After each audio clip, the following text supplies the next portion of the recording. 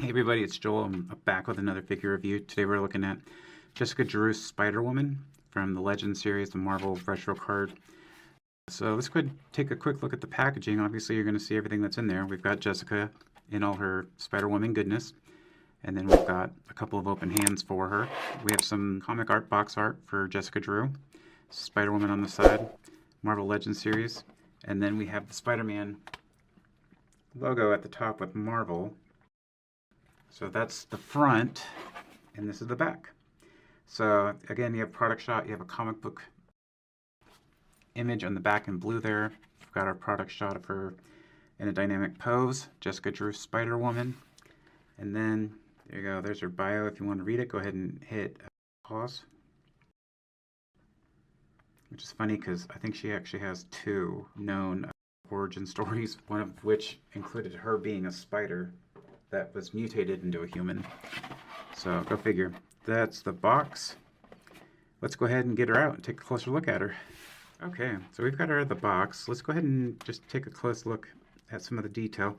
Black hair, a lot of black on this figure. So yeah, I mean that's just the first call out. But she has black hair. Kind of the lower part of this is kind of softer plastic. And then she's got red for the lipstick, blush paint.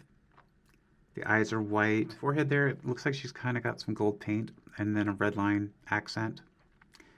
It's interesting because I don't know why they're showing her full ear on the side, but there it is. The neck comes down in all black. She's got the red spider webbing on the arms there and on her fingers, as well as the little gold triangle on her hand. We do have the spider symbol on her chest here. And then on the back, she actually has that same triangle. You can see the rest of the shoulders there have that red web design to it. For her articulation on the head, she can actually surprisingly look down. But looking up is going to be a little difficult for her. Actually, you're going to have to incorporate this upper torso bend, which brings me to the next thing. You know, you have the upper torso that kind of goes back and then it cuts off there. The head can spin. You can actually get it to go around for a full 360. It is on a ball joint, so not bad. The upper torso itself can spin as well. There is no waist articulation at all. It's kind of the normal for a lot of these female bucks. You can get the arms to come up about yay far. Bicep swivel. Full shoulder swivel. Pinless. Double jointed elbow. It's not bad. The wrists for the punching hands are horizontal. So you can get a little bit of horizontal bend right there. And of course they spin because they're on a peg. Bring those down. Her legs can go out about yay far, and they can go up about that far. On the back here, she can't go that far back because of the molding for the rear.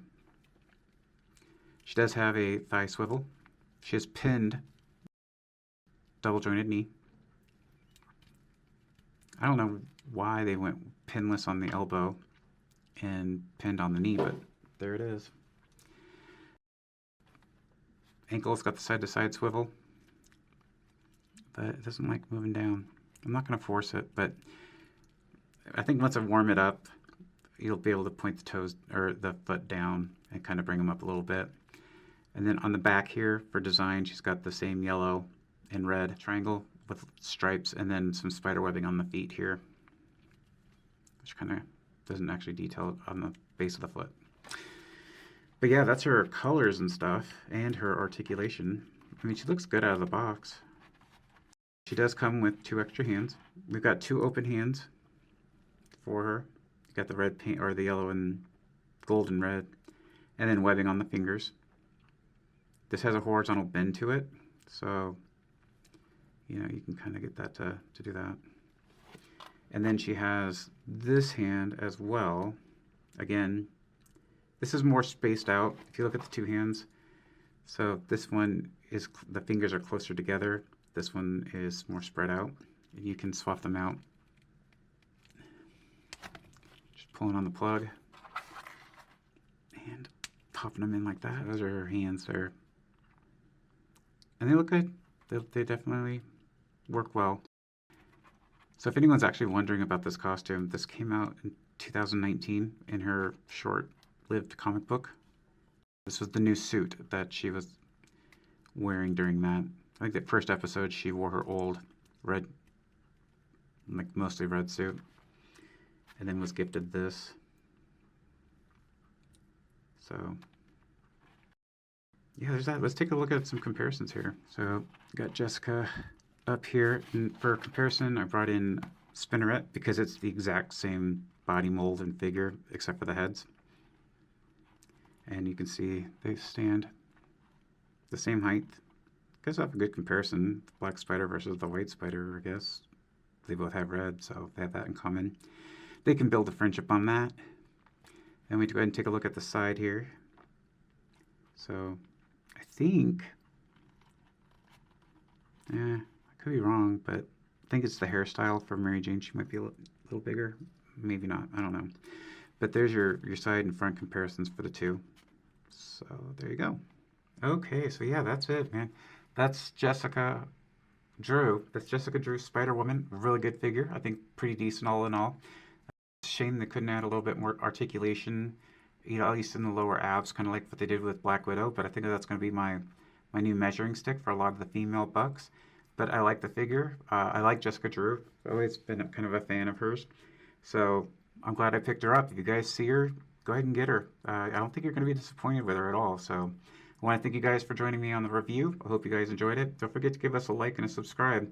We could really use the support. I want to thank you guys for always joining me, and you have a wonderful day.